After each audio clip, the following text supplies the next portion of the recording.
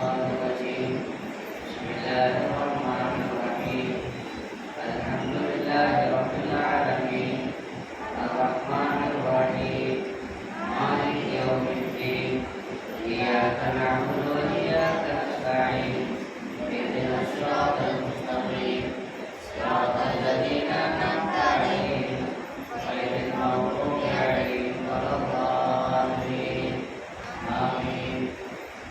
السلام عليكم ورحمة الله وبركاته. الحمد لله رب العالمين عدد خلقه وزنة عرشه ورضا نفسه ومداد كلماته. اللهم صل على سيدنا محمد وعلى آل سيدنا محمد وبارك وسلم عليه. அளவற்ற அருளாளன் நிகரற்ற அன்புடையவன் எல்லாம் வல்ல அல்லாஹ்வின் திருப்பெயரால் துவக்கம். அல்லாஹ்வை பயந்து நடந்து கொள்ளும்படி வாழ்வின் எல்லா நிலைகளிலும் தக்குவாவுடைய வாழ்க்கையை மேற்கொள்ளும்படி முதலாக எனக்கும் உங்களுக்கும் உபதேசம் செய்து கொள்கிறேன். அல்ஹம்துலில்லாஹ், நாம் சூரா தாஹாவுடைய தஃப்சீரை கேட்டு வருகிறோம். இன்று சூரா தாஹாவுடைய தஃப்சீரில் 115, 116, 117 வசனங்களை தொடர்ந்து பார்க்க இருக்கிறோம். இந்த வசனத்தில் அல்லாஹ் ஆதம் அலைஹிஸ்ஸலாம் அவர்களுடைய அந்த வரலாற்று நிகழ்வை எடுத்துச் சொல்கிறார்.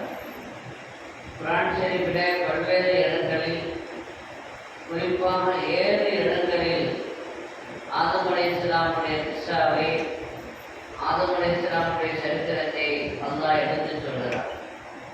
சூரத்துல் பக்ராவிலே தொடங்கி சூரத்துல் அராஃபிலும், சூரா கஹ்ஃபிலும், சூரத் தாஹாவிலும், இன்னும் பல்வேறு இடங்களிலே அதை திரும்ப 7 இடங்களிலே சொல்கிறார்.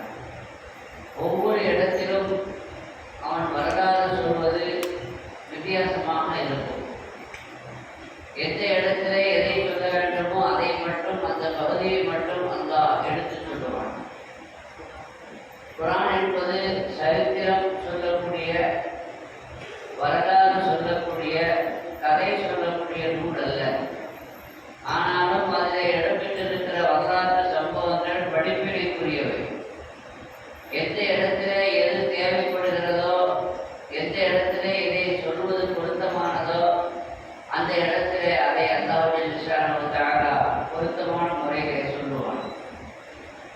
இந்த சூரா தாஹாவிலும் இந்த வசனத்திலே அல்லாஹ் குறிப்பிடுவது, ஏற்கனவே அல்லாஹ் சொல்லியிருந்தான், கதாலிக நம்சு அலைக மின் அன்பாஇ ருசுல், இவ்வாறுதான் ரசூல்மார்கள், இறை தூதர்களுடைய செய்திகளை நபியே நாம் உங்களுக்கு சொல்கிறோம். எதற்காக வேண்டி என்றால், அவர்கள் அதன் மூலம் இறையச்சம் பெறுவதற்காக வேண்டி, படிப்பினை பெறுவதற்காக வேண்டி திரும்ப எச்சரிக்கைகளை நாம் சொல்லிக் கொண்டே இருக்கிறோம் என்று அல்லாஹ் சொன்னார். அந்த தொடரிலே ஆதம் அலைஹிஸ்ஸலாம், மனித குலத்தினுடைய தொடக்கம் ஆதம் அலைஹிஸ்ஸலாம். அந்த ஆதம் அலைஹிஸ்ஸலாமுடைய சம்பவத்திலே பல்வேறு கூறுகள் இருக்கிறது. அதிலே ஆதம் அலைஹிஸ்ஸலாம் படைக்கப்பட்ட விதம், அப்படி படைக்கப்பட்ட ஆதம் அலைஹிஸ்ஸலாம் சொர்க்கத்திற்கு அனுப்பப்பட்ட நிலை, சொர்க்கத்தில் அவர்கள் நடந்து கொள்ள வேண்டிய கட்டளைகளையும், ஆனால் நடந்து கொண்ட விதத்தையும் எடுத்து சொல்லி, சொர்க்கத்தை விட்டு வெளியேற வேண்டிய ஏற்பட்ட சூழ்நிலை, அதற்கு பிறகு இந்த உலகத்திலே வந்ததற்குண்டான காரணங்கள், இதையெல்லாம் அல்லாஹ் சுப்ஹானஹு வ தஆலா சொல்லி காட்டுகிறார். وَلَقَدْ عَهِدْنَا إِلَى آدَمَ مِنْ قَبْلُ فَنَسِيَ وَلَمْ نَجِدْ لَهُ عَزْمًا. ஆதம் அவர்களுக்கு அலைஹிஸ்ஸலாம் இதற்கு முன்னர் வாக்குறுதி நாம் வாங்கியிருந்தோம், உறுதியான வாக்குறுதியை வாங்கியிருந்தோம். ஃபனசிய, ஆனால் அவர் மறந்து விட்டார். வலம் நஜித் லஹு அஸ்மா, நாம் அவருக்கு உறுதியை பெற்றுக் கொள்ளவில்லை.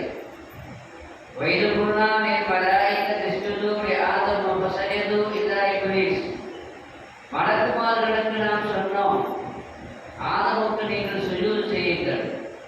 ஃபஸஜது, எல்லோரும் செய்தார்கள். இல்லா இப்லீஸ், இப்லீஸை தவிர. அவன் சுஜூது செய்ய மறுத்து விட்டான்.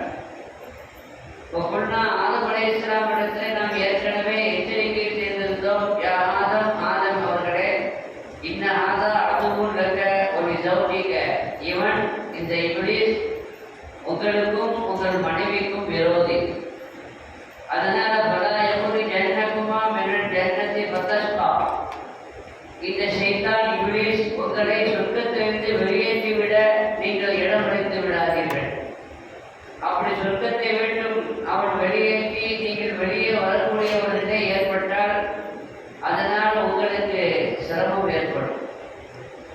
எனவே இப்லீஸ் விஷயத்தில் கவனமாக, உஷாராக, விழிப்புணர்வோடு நீங்கள் இருக்க வேண்டும் என்று நாம் எச்சரிக்கை செய்திருந்தோம் என்று அல்லாஹ் குறிப்பிடுகிறார்.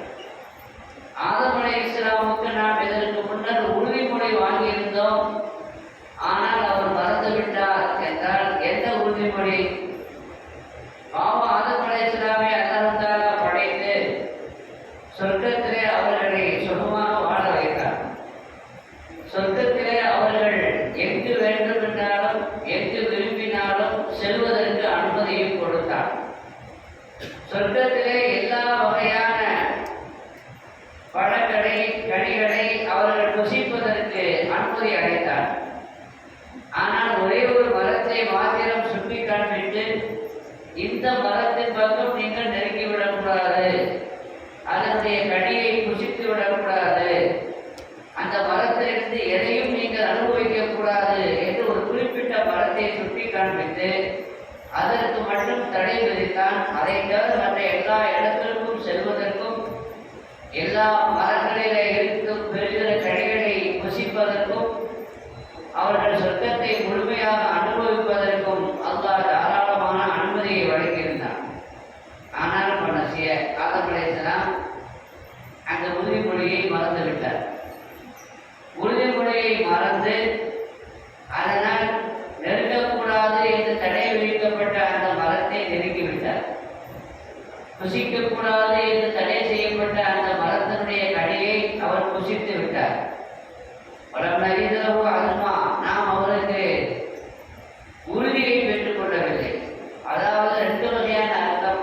வேண்டும் என்று மாறு செய்ய வேண்டும், சொல்லுக்கு மாற்றமாக நடக்க வேண்டும் என்று உறுதியோடு அவர் நடக்கிற ஏதோ கவனக்குறைவாக அல்லது அவர் புரிந்து கொள்வதிலே ஏற்பட்ட வித்தியாசத்தின் காரணமாக அப்படி நடந்து கொண்டாரே தவிர வேண்டுமென்றே அதாவது உறுதியான மாறு செய்ய வேண்டும் என்ற எண்ணத்தை அவருக்கு நாம் இருப்பதாக நாம் அறியவில்லை என்று குறிப்பிடுகிறார். அல்லது எடுத்துக்கொண்ட அந்த உறுதியை சற்றும் பிசகாமல், சற்றும் அதை விடாமல் உறுதியாக இறுதி வரை பற்றி நிற்க வேண்டும் என்பதிலே அவருக்கு உறுதி இருப்பதை நாம் அறிந்திருக்கவில்லை என்று அல்லாஹ் சொல்கிறார். இந்த வசனத்திலே அல்லாஹ் எடுத்த அவரிடம் வாங்கியிருந்த அந்த உறுதிமொழியை அவர் பின்பற்றவில்லை. பொதுவாக அல்லாஹ்வுடைய உத்தரவை அவர் மீறிவிட்டார்.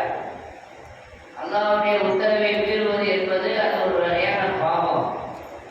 அந்த பாவத்தை ஆதம் அலைஹிஸ்ஸலாம் செய்தார் என்றால் ஏன் செய்தார் என்பதை நாம் இங்கு சிந்திக்க வேண்டும். நபிமார்களை பொறுத்த வரைக்கும், ரசூல்மார்களை பொறுத்த வரைக்கும் சுன்னத் ஜமாஅத்தினுடைய கொள்கை நிலைப்பாடு என்னவென்றால், அவர்கள் நபித்துவத்திற்கு முந்தியும் சரி, நபித்துவத்திற்கு பிந்தியும் சரி, அவர்கள் எந்த பாவமும் செய்ய மாட்டார்கள். செய்யாமல் அல்லாஹ் அவர்களை பாதுகாத்திருந்தார். சில பேர் நுபுவத்திற்கு முன்பு அந்த பாதுகாப்பு இல்லை, நுபுவத்திற்கு பிறகு அந்த பாதுகாப்பு என்று சொல்வார்கள்.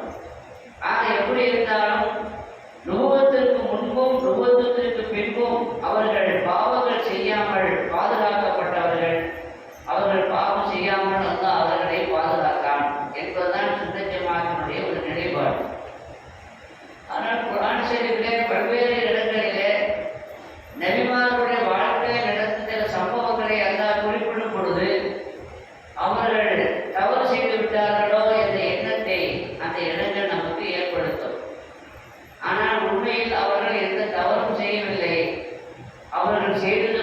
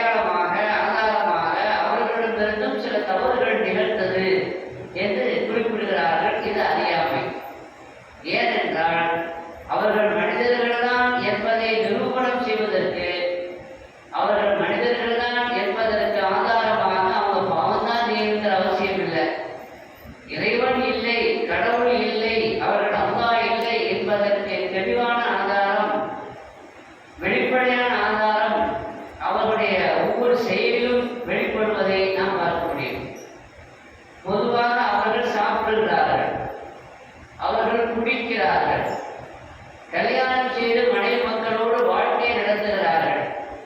இது எதுவுமே அல்லாஹ்வுக்கு உரியதல்ல. அல்லாஹ்வுக்காக சாப்பிட மாட்டான், அல்லாஹ் குடிக்க மாட்டான். அல்லாஹ் ஜல்லுஷானுக்காக மனைவியோடு குடும்ப வாழ்க்கை நடத்த மாட்டான். அவனுக்கு மனைவி இல்லை, அவன் அல்லாஹ்வுக்கு பிள்ளைகள் இல்லை, அவன் யாரையும் பெறவும் இல்லை, அவனுக்கும் என் குழந்தை இல்லை, அவனை பெற்றவர்களும் இல்லை. குல் ஹுவல்லாஹு அஹத் அல்லாஹு ஸமத் லம் யலித் வலம் யூலத் வலம் யகுல் லஹு குஃபுவன் அஹத். அந்த சூறாவிலே அல்லாஹ்வை பற்றிய குறிப்பான தெளிவான வரையறை தெளிவுபடுத்தி விட்டார். எனவே அல்லாஹ்வுடைய நபி அல்லாஹ் இல்லை என்பதற்கு அவங்க பாவம் செய்யணுன்ற அவசியம் இல்லை. சாப்பிட்றாங்கல்ல, அல்லாஹ் சாப்பிட மாட்டான். குடிக்கிறாங்கல்ல, அல்லாஹ் குடிக்க மாட்டான். கல்யாணம் செய்து மனைவியோடு சேர்றாங்கல்ல, அல்லாஹ்வுக்கு மனைவியும் இல்லை, சேரக்கூடிய அந்த நிலையும் இல்லை. அவர்களை பெற்றோர்கள் உண்டு. நபிமார்களுக்கு தந்தையும் இருக்கிறது, தாயும் இருக்கிறது. அல்லாஹ்வுக்கு தாயும் இல்லை, தந்தையும் இல்லை. நபிமார்களுக்கு குழந்தைகள் இருக்கிறார்கள், அல்லாஹ்வுக்கு குழந்தை இல்லை. இதுவே போதுமானது. அவங்க யார் அல்ல, அவங்க அல்லாஹ் அல்ல, அவங்க கடவுள் அல்ல, அவங்க மனிதர்கள் தான். எனவே மனிதர்கள் தான் என்பதை நிரூபிப்பதற்கு அவங்க பாவம் தான் செய்யணுங்கிற அவசியம் இல்லை.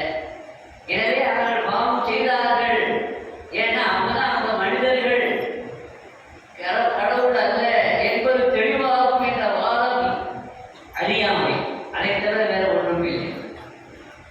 காவலர்கள் கூட, நபியை ஏற்றுக்கொள்ள மறுத்த காவலர்கள் கூட, இவங்க எப்படி அல்லாஹ்வுடைய ரசூலாக இருக்க முடியும், இவங்க எப்படி அல்லாஹ்வுடைய நபியாக இருக்க முடியும்? மாலிஹாத ரசூல் ஏகுல் தஆம் யம்ஷி பில் அஸ்வாக் என்னதான் கேட்டார். இவரு நம்மள மாதிரி பஜார்ல நடக்கிறாரு, சாப்பிடுறாரு, நம்மள மாதிரி சாப்பிடக்கூடிய ஒரு ஆளு, பஜார்ல நடந்து போகக்கூடிய ஒரு ஆளு, அவர் எப்படி ரசூலாக இருக்க முடியும் தான் கேட்டாங்களே தவிர எந்த ஒரு காபிரும் இவர் எப்படி நபியாக இருக்க முடியும்? ஒரு பாவமும் செய்ய மாட்டேங்கிறார், எந்த தவறும் செய்ய மாட்டேங்கிறார். தவறு செய்யாதவர் எப்படி ரசூலா அப்படின்னு கேட்கல. அப்ப காபிர்களுக்கு வராத அந்த கேள்வி, காபிர்கள் கூட நம்பக்கூடிய அந்த விஷயம், முஸ்லிம்களில் இருக்கிற சில வழிகட்டவர்கள் இதை சொன்னதன் மூலமாக அவர் தங்களது அறியாமையை வெளிப்படுத்தி இருப்பதுதான் துரதிருஷ்டவசமானது. ஆக தெளிவான நிலையில் வேண்டாம், நபிமார்கள் என்ன செய்ய மாட்டாங்க, தவறு செய்ய மாட்டாங்க. அனுபவத்திற்கு முந்தையும் அனுபவத்திற்கு பிந்தையும். அப்ப இங்க தவறு செய்திருக்கிறாங்களே, அந்த மரத்தை நெருங்காதீங்க அப்படின்னு நல்லா சொன்னா நெருங்கிட்டாங்க. அந்த மரத்தினுடைய கடையை சாப்பிடக்கூடாது நல்லா சொன்னா சாப்பிட்டாங்களே அப்படின்னா அதுக்கு தான் நல்லா பதில் சொல்றான். அப்பா நசிய மறந்துட்டாரு, வேணுக்குன்னு செய்யல. ஒரு பாவத்தை எப்போ அவர் செய்ததாக அது பாவமாக கருதப்படும் என்றால் நினைவிலே வைத்துக் கொண்டு நினைவோடு தவறு செய்தால் தான் என்னது. இப்போ தொழுகை என்பது பாருங்க, கண்டிப்பாக அதை என்ன செய்ய வேண்டும், தொழ வேண்டும். ஆனால் ஒரு மனிதன் வேலையில இருந்த காரணத்தினால, வேற கவனத்தில் இருந்ததுனால தொழுகையை மறந்துட்டான்னு வச்சுக்கோங்க, மறக்கக்கூடாது, ஆனால் மறந்துட்டான் அப்படின்னா அது பாவம் அல்ல. உடனே எப்போ ஞாபகம் வருகிறதோ அப்போ அதை என்ன செய்து கொள்ள வேண்டும், கதா செய்ய வேண்டும் என்றுதான் மார்க்கம் சொல்கிறது. தொழுகைக்காக வந்துருச்சு, இவனுக்கு ஞாபகம் இருக்குது, தொழுகை கடமைங்கிறது அவனுக்கு தெரியுது, தெரிஞ்சிருந்து என்ன செய்யாம இருக்கலாம், தொடாம இருக்கலாம் அப்படின்னா இருப்பா. மறக்காமல் மண் தரக்க சராத பக்கத்தை மண் தரக்க சராத முத்தஅம்மிதன் பக்கத்து கஃபராயிராங்க ரசூலுல்லாஹி ஸல்லல்லாஹு அலைஹி வஸல்லம். அந்த வேணுக்குனே தொழுகையை விட்டு அவன் கஃபராயிடுவான்னு. அவன் அந்த அளவுக்கு ஒரு பாவத்தை வேண்டுமென்றே செய்வது என்று ஒன்று இருக்கிறது, மறந்து செய்வது என்று ஒன்று. நோம்பு வைத்திருக்கும் பொழுது சாப்பிடக்கூடாது, நோம்பு வைத்திருக்கும் பொழுது குடிக்கக்கூடாது. அப்படி நோம்பு வைத்திருக்கும் பொழுது சாப்பிட்டா குடிச்சா நோம்பு என்ன ஆகும், நோம்பு முறிஞ்சு போயிடும். ஆனால் ஒருத்தன் நோம்பு வைத்திருக்கும் பொழுது தான் நோம்புங்கிறதே மறந்துட்டு சாப்பிட்டான் என்று வைத்துக் கொள்ளுங்கள். நான் நோம்புங்கிறதே மறந்து குடிச்சிட்டான் அப்படின்னா அவன் நோம்பு என்ன செய்யாது, முடியாது. ஏன்னா அவன் வேணுக்குன்னே குடிக்கிற, வேணுக்குன்னே என்ன செய்யல,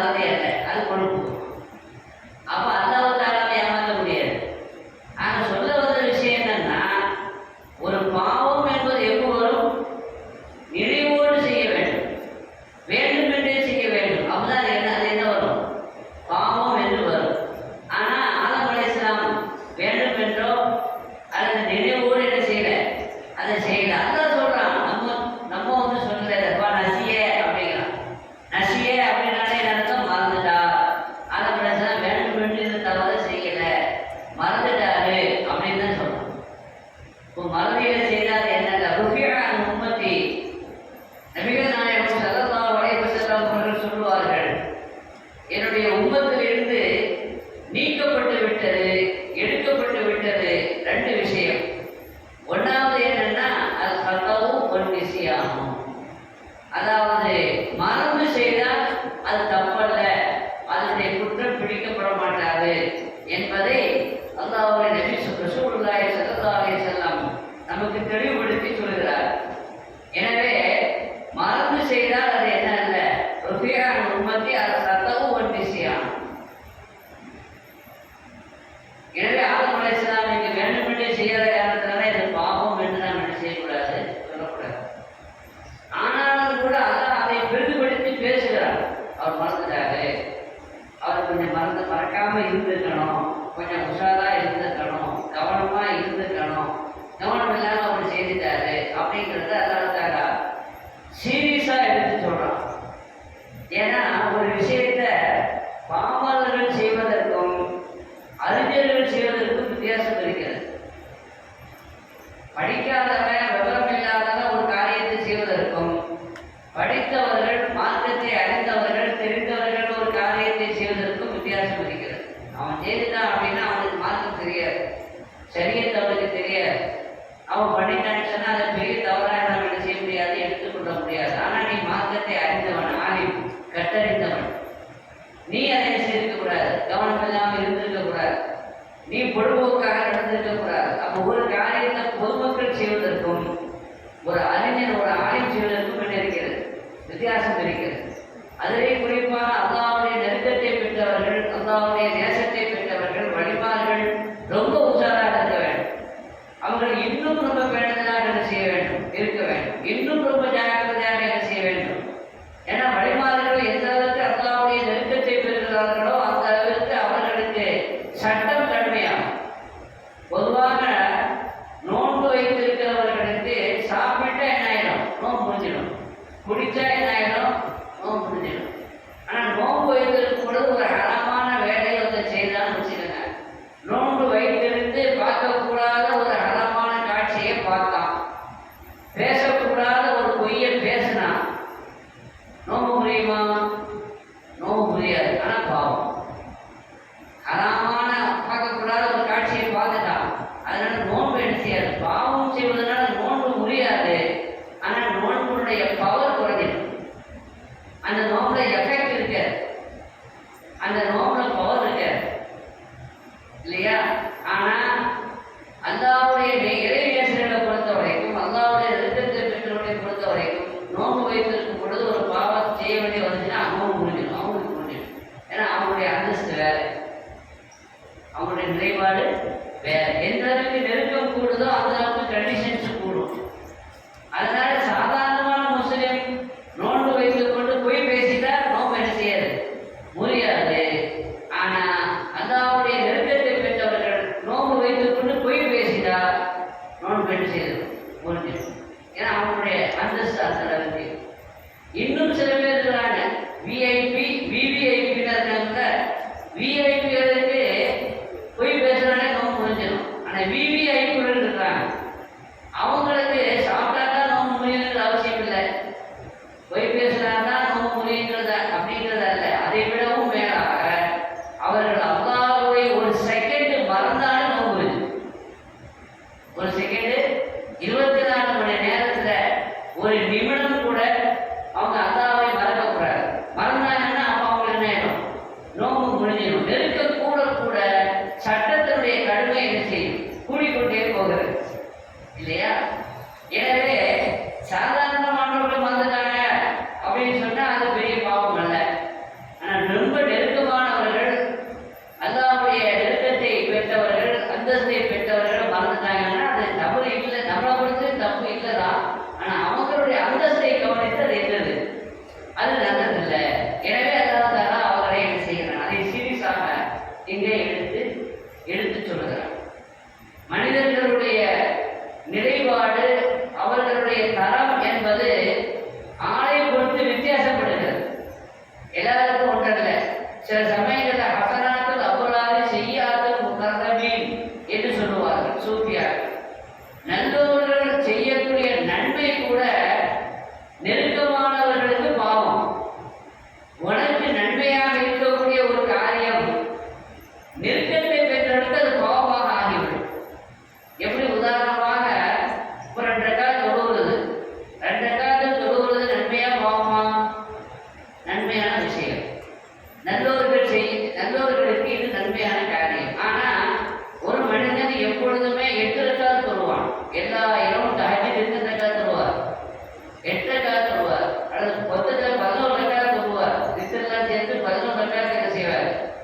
இது அவருடைய வழமை, பெரிய அந்தஸ்து உள்ளவர்.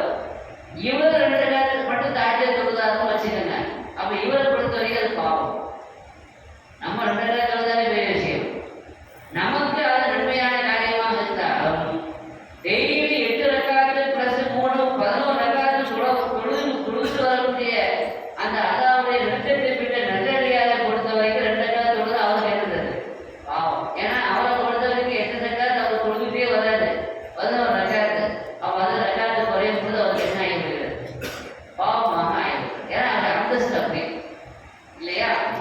அதே மாதிரி ஒரு தடவை சிறுவி சம்பத்தி ரஹ்மத்துல்லாஹி அலைஹி அவங்க சொல்றாங்க, சிறுவி சம்பத்தி ரஹ்மத்துல்லாஹி அலைஹி யாரு? ரைசு தாயிஃபா சூஃபி அமைப்புடைய தலைவர் ஹஜ்ரத் ஜுனைத் பக்தாதி ரஹ்மத்துல்லாஹி அலைஹி அவர்களுடைய சேர்ந்து யாரு? சிறுவி சம்பத்தி ரஹ்மத்துல்லாஹி ஜுனைத் பக்தாதியுடைய மாமாவும் கூட அவங்க.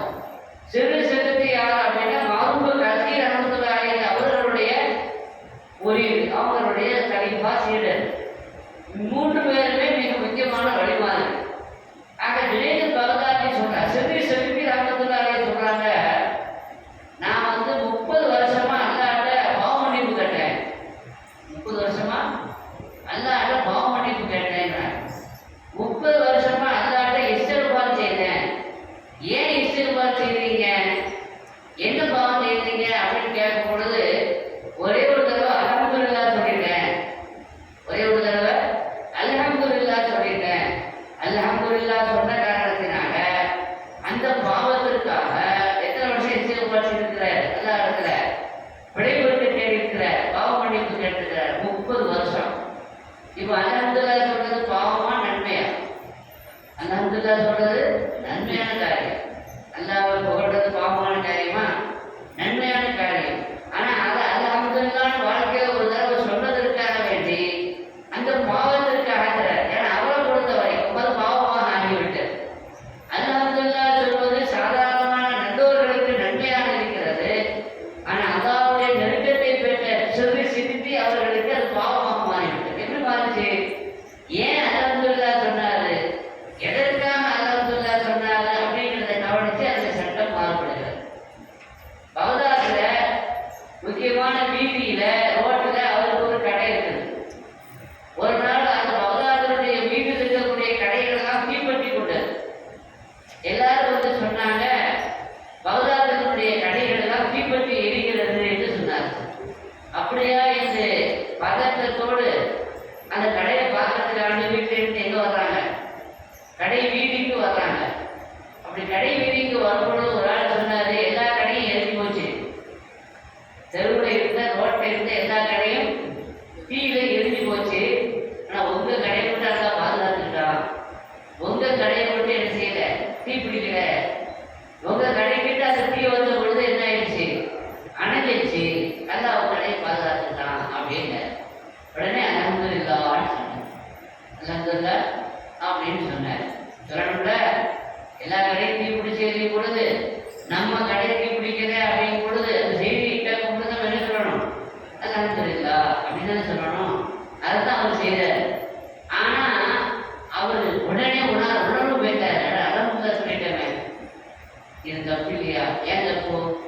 மற்ற நம்முடைய முஸ்லிமான சகோதரர்கள் கடையெல்லாம் போயிருக்குல்ல, மற்ற எல்லா சகோதரர்களுடைய கடையை சீப்பத்தி எடுத்துருக்கா இல்லையா? அப்ப நமக்கு வருத்தம் வந்துருக்க. எல்லாரும் நம்ம சகோதரர்கள் தானே. ஏன் கடை மட்டும் எரியல என்னோட எல்லாவும் புகழ்ந்திய, இப்போ மற்ற சகோதரனுடைய கடையெல்லாம் எரியும் பொழுது அல்ஹம்துலில்லாஹ் உனக்கு. அப்போ மற்றவர்களுக்கு ஏற்பட்ட துன்பத்தை பார்த்து நீ சந்தோஷப்படணுமா? படக்கூடாதுல. மற்றவர்களுக்கு ஏற்பட்ட கஷ்டம் துன்பத்தை கண்டு நீ துன்பப்பட்டிருக்கணும், வருத்தப்பட்டிருக்கணும். ஆனா நீ என்ன செய்து விட்ட? உன் கடை தீ பிடிக்கல. சுயநலத்தோடு நடந்து கொள்வது அவங்கள பொறுத்த வரைக்கும், சூஃபியாக்களை பொறுத்த வரைக்கும், சேதுமார்களை பொறுத்த வரைக்கும் பெரிய பாவம். அடிமார்கள் அப்படின்னா விலாயத் பெற்றோர் அப்படின்னா பொது நலத்தோடு அவங்க நடந்து கொள்ள வேண்டும். சுயநலம் அவங்களிடத்துல இருக்காது, இருக்கக்கூடாது. கஞ்சத்தனம் உள்ளவர்களுக்கு விலாயத்தை கிடைக்காது. கஞ்ச புயல்கள் இருக்காங்கல்ல, எச்சிக்கையால கூட செய்யப்பட காக்கா வரமாட்டான்னு சொல்லுவாங்க. அந்த மாதிரி கஞ்சர்கள் இருப்பாங்க. அவங்க எல்லாம் விலாயத்தை கிடைக்காது.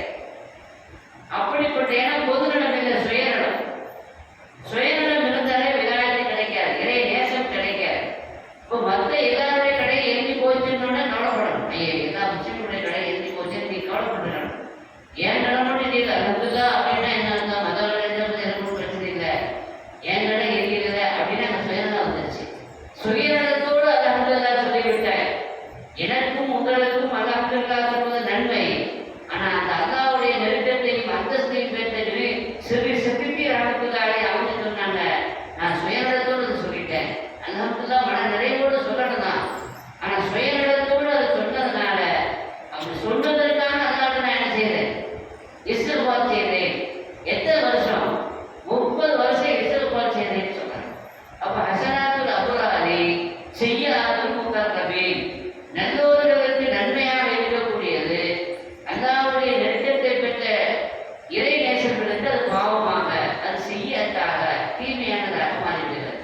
ராபிஅத்துல் பஸரியா ரஹ்மத்துல்லாஹி அலைஹா சொல்லுவாங்க, இன்ன இஸ்திக்பாரனா யஹ்தாஜு இலா இஸ்திக்பாரின் கதீர்.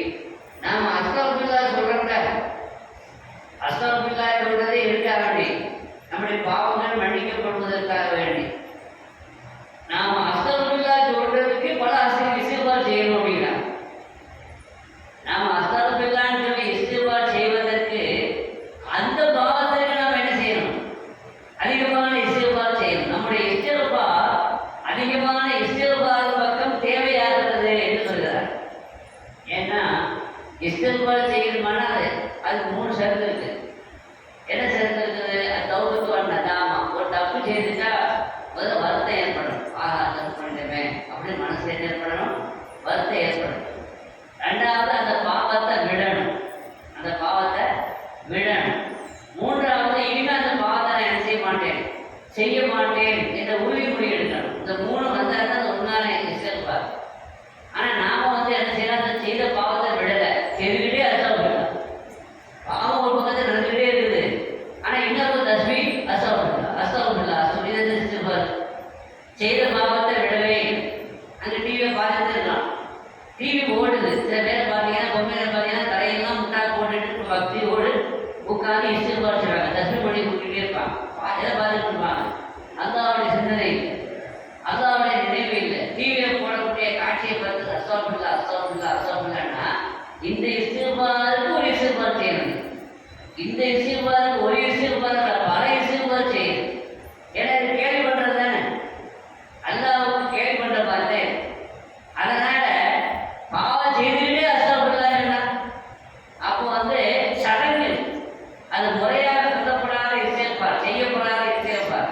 எனவே தான் ராபியா பஸரியா சொல்றாங்க, நாம செய்யக்கூடிய இஸ்திக்பார் ஒழுங்கான இஸ்திக்பார் அல்ல, முறையான இஸ்திக்பார் அல்ல. அதனால நம்முடைய இஸ்திக்பாருக்கு பல இஸ்திக்பார் தேவைப்படுகிறது என்று அவர் குறிப்பிடுவார். ஆக தரஜா கூட கூட அதனுடைய தரங்கள் வித்தியாசப்படுகிறது. எனவே நாம செய்யக்கூடிய நன்மையான காரியம் கூட அவர்களை பொறுத்தவரைக்கும் இப்படியாயிடும், பாவமாக மாறிவிடும். இப்போ தவாப் செய்வது நல்லதா கெட்டதா? தவாப் செய்வது நல்லதா கெட்டதா? நல்லது. அது ஒரு ஹசனத்தான காரியம். பெருமானார் ஸல்லல்லாஹு ஹுதைபியா உடன்படிக்கைக்கு வந்திருக்கிற பொழுது காஃபிர்கள் பெருமானார் ஸல்லல்லாஹு அலைஹி வஸல்லம் அவர்கள் உம்ரா செய்ய வந்தாங்க. அசல்ல உம்ரா செய்யக்கூடாதுன்னு தடுத்துட்டாங்க. உம்ரா செய்ய இந்த வருஷம் நீங்க உம்ரா செய்யக்கூடாது அப்படின்னு தடுத்துட்டாங்க. அப்போ ஒப்பந்தம் நடந்துச்சு. அந்த ஒப்பந்தத்துக்கு பேர் தான் ஹுதைபியா உடன்படிக்கை. அப்போ காஃபிர்கள் தடுத்த பொழுது, ஏன்னா பெருமானார் ஸல்லல்லாஹு அலைஹி வஸல்லம் உம்ராக்கு தான் வந்திருக்கிறோம் அப்படின்னு அவங்க விளங்காம தடுக்கிறாங்க, சண்டைக்கு வந்திருக்கிறாங்க அப்படின்னு நினைச்சுக்கிட்டு அவங்க தடுக்கிறாங்க போல தெரியுது என்பதை நாம சண்டைக்கு வரல, எதுதான் வந்திருக்கிறோம், உம்ரா செய்ய தான் வந்திருக்கிறோம், உம்ரா செய்துட்டு நாங்கள் போயிடுவோம், உங்களை தொந்தரவு பண்ண மாட்டோம்னு சொல்வதற்காக வேண்டி பேச்சுவார்த்தைக்காக வேண்டி ஒரு ஆளை அனுப்புனாங்க, மக்காவுக்கு அனுப்புனாங்க. மக்காவுக்கு யார் அனுப்பி வைத்தாங்க? செய்தனா உஸ்மான் இப்னு அஃபான் அவர்களை அனுப்பி வைத்தார். பொதுவாக காஃபிர்களை பார்த்தால், காஃபிர்கள் முஸ்லிம்களை பார்த்தாலே அவர்களுடைய உயிருக்கு ஆபத்து ஏற்படும். ஆனால் உஸ்மான் இப்னு அஃபான் சாந்தமான மனிதர், எல்லா மக்களிடத்திலேயும் நல்ல மதிப்பை பெற்றவர், எல்லா குடும்பத்தாரிடத்திலேயும் அன்பையும் மதிப்பையும் பெற்றவர். அவருடைய குடும்பத்தை சார்ந்தவங்க மக்காவில் செல்வாக்கா இருக்கிறாங்க, சவுண்டா இருக்கிறாங்க. அதனால அந்த குடும்பத்தினுடைய பாதுகாப்பு அரவணைப்பை மீறி அவருக்கு எந்த ஒரு ஆபத்தும் ஏற்பட்டு விடாது என்பதனால உஸ்மான் இப்னு அஃபான் ரலியல்லாஹு அன்ஹு அவர்களை எங்க அனுப்புனாங்க? ரசூலுல்லாஹி ஸல்லல்லாஹு அலைஹி வஸல்லம் என்ன அனுப்புனாங்க? மக்கால போய் பேச்சுவார்த்தைக்கு அனுப்புனாங்க. எதுக்கு பேச்சுவார்த்தைக்கு அனுப்புனாங்க? சண்டைக்கு வரல, சமாதானமா உம்ரா மட்டும்தான் செய்ய வந்திருக்கோம், உம்ரா செய்து நாங்கள் என்ன செய்வோம், போயிடுவோம் அப்படின்னு. ஆனால் உஸ்மான் இப்னு அஃபான் அங்கு போனாங்க மக்காவுக்கு. மக்கள் வரவேற்றார்கள், அவர்களை உள்ளே வருவதற்கு அனுமதி கொடுத்தார்கள். நாங்கள் உம்ரா செய்ய வந்திருக்கிறோம், அனுமதி கொடுங்க, தவாப் செய்ய வந்திருக்கிறோம், அனுமதி கொடுங்கன்னு கேட்டார். அப்போ உஸ்மான் இப்னு அஃபான் அவர்கள் அந்த மக்கத்து குறைஷிகள் சொன்னாங்க, வேணுமானா நீங்க என்ன செய்யுங்க, தவாப் செய்து போங்க, உங்களுக்கு தவாப் செய்ய அனுமதி கொடுக்குறோம், ஆனால் முகமதுக்கும் கூட வந்த சஹாபாக்களுக்கும் நாங்கள் என்ன செய்ய மாட்டோம், அனுமதி கொடுக்க மாட்டோம் அப்படின்னு சொல்லிட்டாங்க.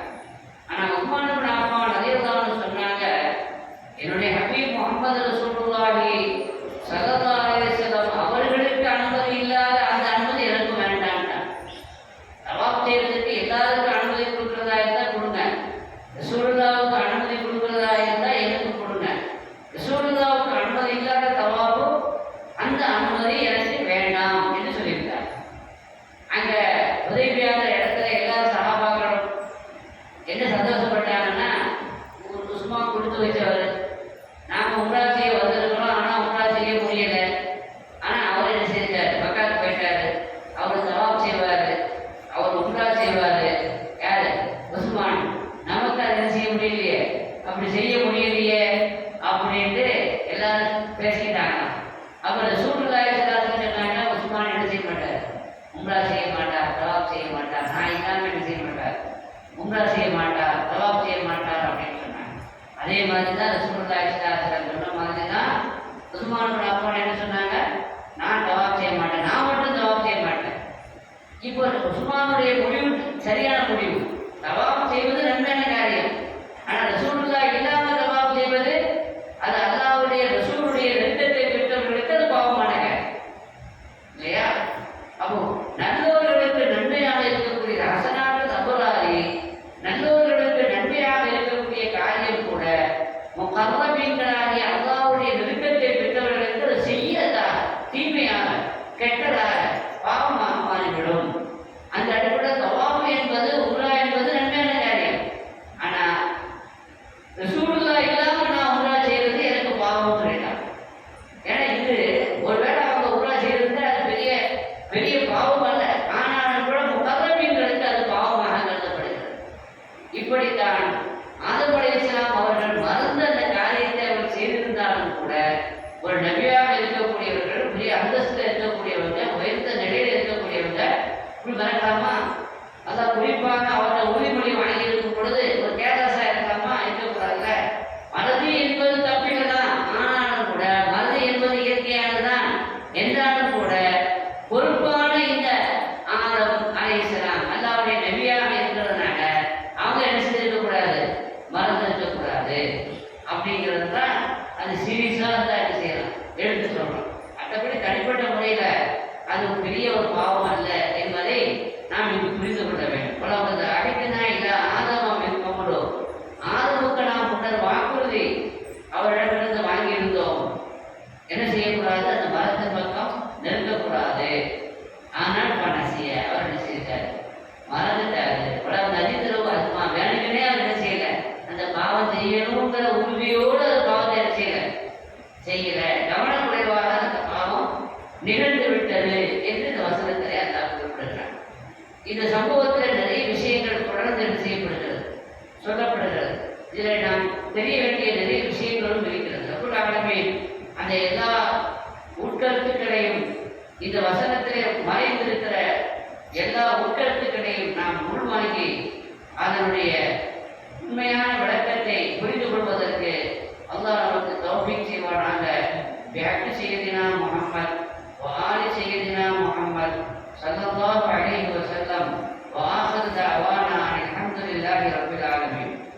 அல்லாஹும்ம ஸல்லி அலா சய்யிதினா முஹம்மத் வ அலா ஆலி சய்யிதினா முஹம்மத் வ பாரிக் வ ஸல்லிம் அலைஹி. அல்லாஹும்ம இன்னா நஸ்அலுக அல்-அஃப்வ வல் ஆஃபிய வல் முஆஃபாத தாயிமா வஸ் ஸலாமத ஃபித்-தீனி வத் துன்யா வல் ஆখিরা. إنك على كل شيء قدير. اللهم شرفنا بالتقوى وجملنا بالعافية وارزقنا الجنة يا رب العالمين. صلى الله تعالى على خير خلقه سيدنا محمد وآله وصحبه أجمعين. سبحان ربك رب العزة عما يصفون وسلام على المرسلين والحمد لله رب العالمين. صلى الله